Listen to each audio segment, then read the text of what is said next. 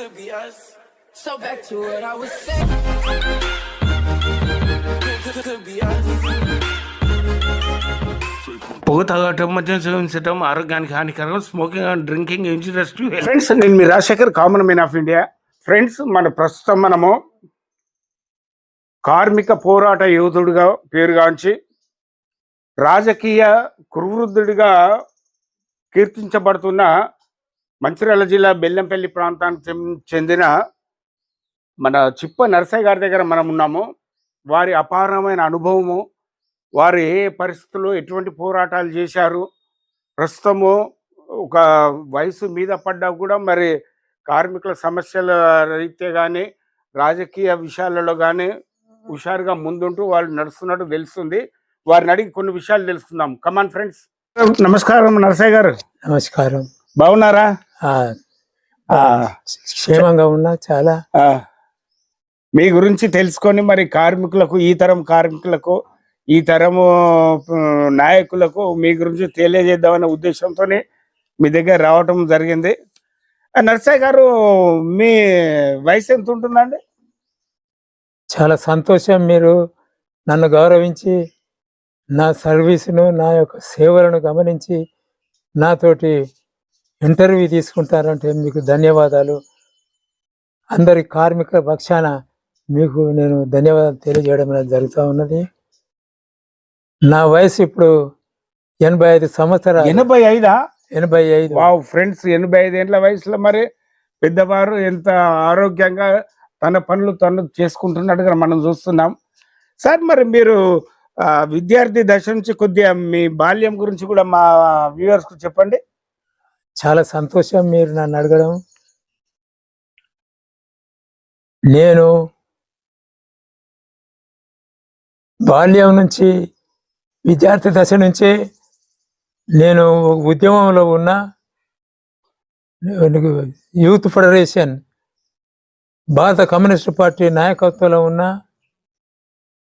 Youth ఫెడరేషన్లో నేను సభ్యునిగా చేరి, ఆ విధంగా ఏదైతుందో భారత communist party trade union Singareni కాల్స్ వర్కర్స్ యూనియన్ ఏఐటీసీలో కొనసాగుతూ ఉన్నా. ఆనాడు ఏదైతే ఉన్నదో, నా బాల్యంలో ఏదైతే ఉన్నదో, అప్పుడు ఉద్యమాలలో, పోరాటాలలో ఉన్నా. అప్పుడు ఏదైతే ఉన్నదో అప్పటికి ఇప్పటికీ ఎంతో వ్యత్యాసం ఉన్నది. అప్పుడున్న పరిస్థితులు ఇప్పుడున్న పరిస్థితులకు బేరు చూపించుకున్నట్టు అయితే చాలా వ్యత్యాసం ఉన్నది.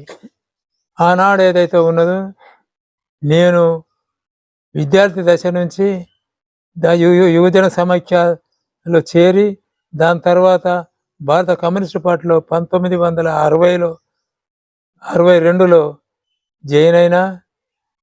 సింగరేణి కాల్స్ వర్కర్స్ యూనియన్లో అప్పుడు నేను సభ్యునిగా చేరి, ఏఐటీసీ సింగరేణి కాల్స్ వర్కర్స్ యూనియన్లో ప్రముఖ పాత్ర వహించిన.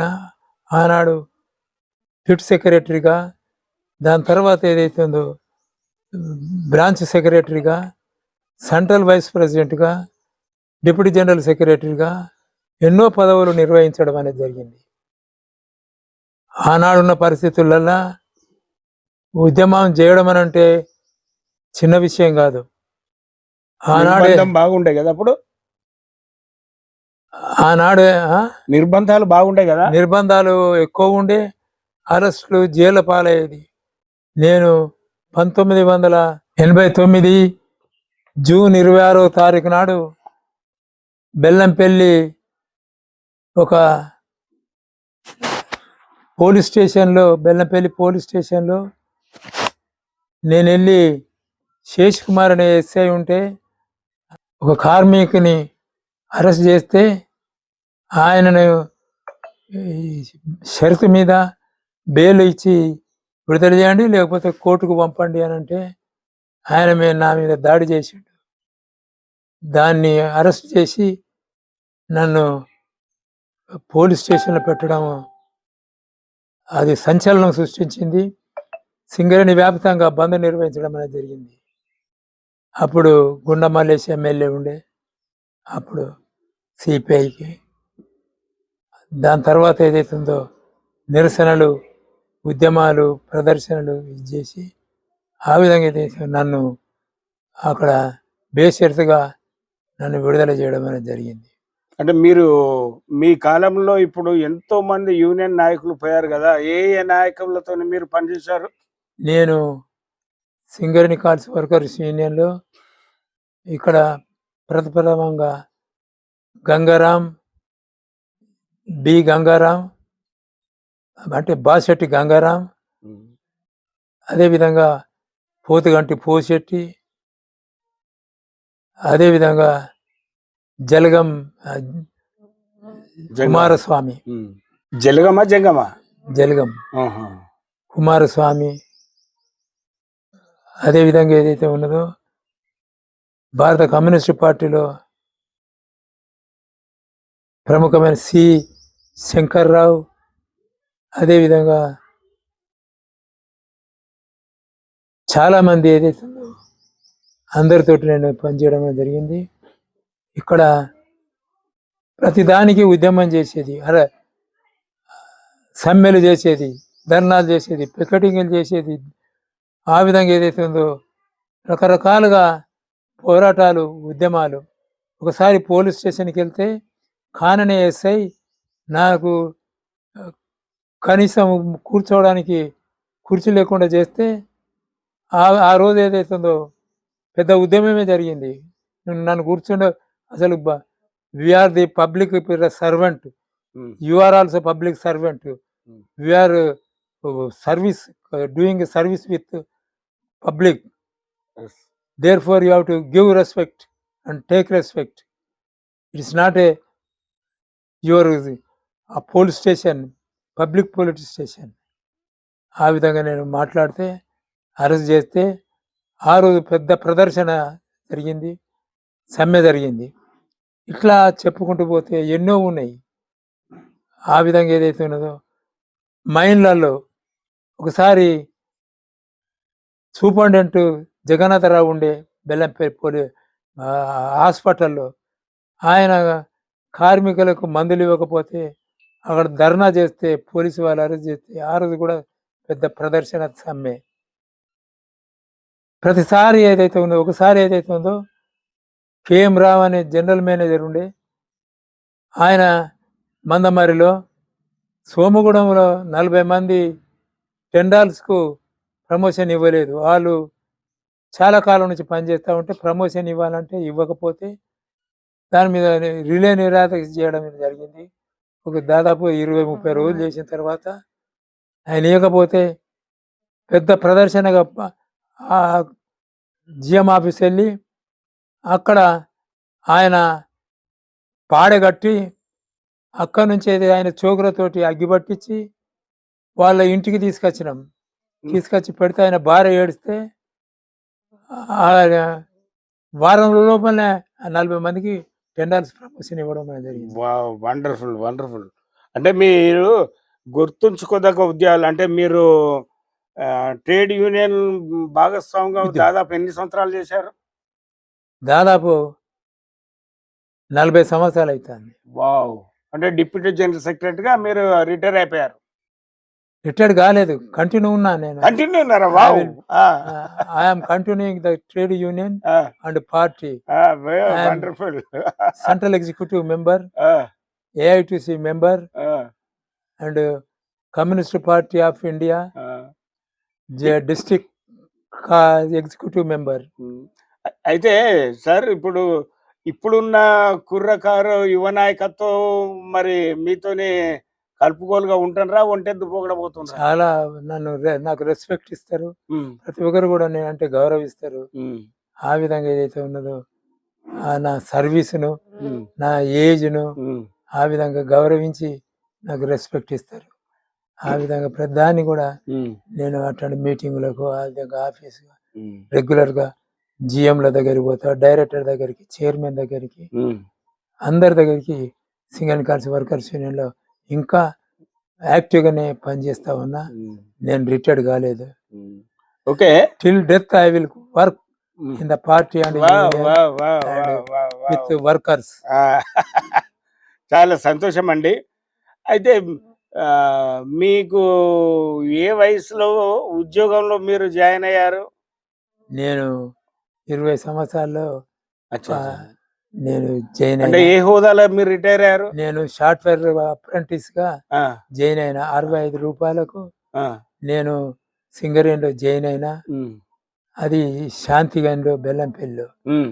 అక్కడ సాఫ్ట్వేర్గా చేసి దాని తర్వాత ఏదైతుందో సర్దారు, హ్మ్. ఓర్మేను, హ్మ్. డోర్మేను, హ్మ్. A1 గ్రేడ్ ఏదైతుందో ఆ! ఓర్మెన్గా అచ్చా! 42 ఇయర్స్ నేనైతే అచ్చా! పనిచేయడం అనేది జరిగింది. హ్మ్. ఓకే. సంతోషం నరసయ్య గారు. చాలా విషయాలు చెప్పారు. మరి మీ వ్యక్తిగతంగా తీసుకుంటే మీ అమ్మగారు మన సంతానము ఎంతమంది సార్? ఏం చేస్తున్నారు? నాకు 3 పిల్లలు. హ్మ్. పెద్ద అమ్మాయి కవిత, రెండవ అమ్మాయి సౌరభరాణి, హ్మ్. అబ్బాయి అజయ్ కుమార్. ఆయన షాప్ పెట్టుకుంటాడు, కాంట్రాక్టింగ్ చేస్తాడు. ఓకే. పెద్ద అమ్మాయి కవిత, ఆమె భర్త సింగరేణిలో ఏరియా సేఫ్టీ ఆఫీసర్గా పనిచేస్తాడు, భూశంకరయ్య. హుహు. భూశంకరయ్య గారు మీ మా పెద్దల్లుడు. అల్లుడు గారేనా? పెద్దల్లుడు. ఓకే. ఆ! అదే రెండో అమ్మాయి స్వరూపరాణి. హ్మ్. ఆమె లవ్ మ్యారేజ్ చేసుకున్నది. ఆమెకి 2 పిల్లలు. అచ్చా! అచ్చా! ఒకతను అమెరికాలో ఉంటాడు, ఒకతడు రాంచీలో హ్మ్. అసిస్టెంట్ మేనేజర్గా అచ్చా! అచ్చా! కోల్ ఇండియాలో పనిచేస్తూ ఉన్నాడు. హ్మ్. ఆ విధంగా ఏదైతుందో హ్మ్. ఇప్పుడు మేము నేను యూనియన్ కొనసాగుతా ఉన్నా, పార్టీలో ఉన్నా. హ్మ్. మరిప్పుడు ఇంట్లో ఎవరెవరు ఉంటున్నారు? మేము అమ్మాయి హ్మ్. అదేవిధంగా ఆమె మార్గదర్శిలో పనిచేస్తే భర్త చనిపోయాడు. అచ్చా! అచ్చా! ఆమె నా ఎంబడే ఉంటుంది. హ్మ్. అబ్బాయి నా ఎంబడే ఉంటాడు. అచ్చా! అచ్చా! అచ్చా! ఆ విధంగా ఆయన షాపు నడుపుతాడు, కాంట్రాక్టింగ్ చేస్తాడు. హ్మ్. ఎనివో మీ జీవితం చివరి వరకు కార్మిక పక్షానికే, పార్టీకే అంకితం. అంకితమంటారా? అంకితం.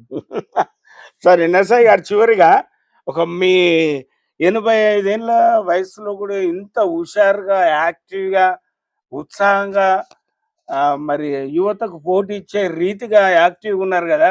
మీ ఆరోగ్య రహస్యం ఏంటండి? నేను రోజు 4 గంటలకు లేస్తా. ఆ! వాకింగు, వార్మింగు, ఆ! ఆ విధంగా ఎక్సర్సైజ్ చేస్తా. ఆ!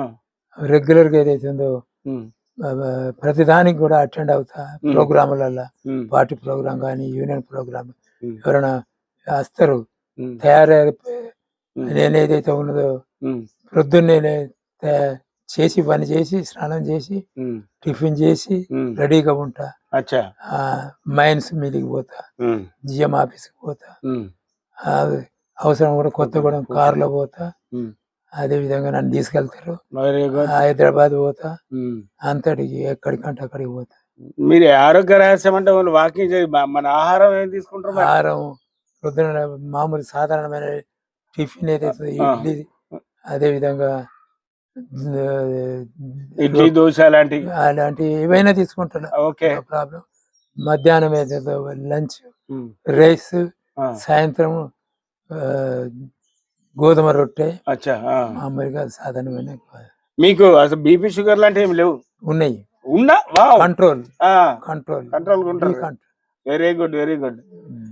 ఎనీహౌ నర్సయ్య గారు, మీరు చెప్పిన విషయాల్లో నేటి యువతరానికి అలాగే అందరికి కూడా ఉత్ప్రేరకంగా ఉండి ఒక మందులాగా వాళ్ళకి పని చేయాలని, వాళ్ళు కూడా ఈనాటి 30, 40 ఏళ్ళ కుర్రోళ్ళు ఏమి చేత కాకుండా మూలకు కూకుంటుండ్రు. అటువంటిది మరి 85 ఏళ్ళ వయసులో మరి మీరు ఈ రకంగా ఉంటుండ్రంటే నేటి యువతకు ఆదర్శంగా అని మేము భావిస్తున్నాం. ఆ! నేనిప్పుడు ఆఫీస్‌కి వెళ్తాను, సిపిఐ ఆఫీస్. అచ్చా! అచ్చా! అచ్చా! ఆహా! సిపిఐ బెల్లంపల్లి సిపిఐ ఆఫీస్‌కెళ్ళి అక్కడ ఆఫీస్‌లో కూర్చొని ఎవరైనా పని అచ్చా! హుహు. ఏదైనా ఎక్కడికన్నా గానీ, హ్మ్. ఎంఆర్ఓ ఆఫీస్ గానీ, ఆర్‌డీఓ ఆఫీస్ గానీ, హ్మ్. మున్సిపల్ ఆఫీస్ గానీ ఏదైనా ఉంటే పోతాం. హ్మ్. ఓకే నర్సయ్య గారు, చాలా సంతోషం అదేవిధంగా మీతోని కలవటం. యూనియన్‌లో హ్మ్. ఇది మాత్రం నేనైతే మీరు నన్ను ఏదైతుందో గౌరవించి, నాకేదైతే కార్మికులు, ప్రజల పక్షాన నాకు అవకాశం ఇచ్చి, ఈ యొక్క మీడియా తోటి నాకు పాలు పంచుకోవడం అవకాశం ఇచ్చినందుకు మీ అందరికీ ధన్యవాదాలు, శుభాకాంక్షలు. ప్రతి ఒక్కరికి కూడా మరొకసారి ధన్యవాదాలు, శుభాకాంక్షలు. Thank you.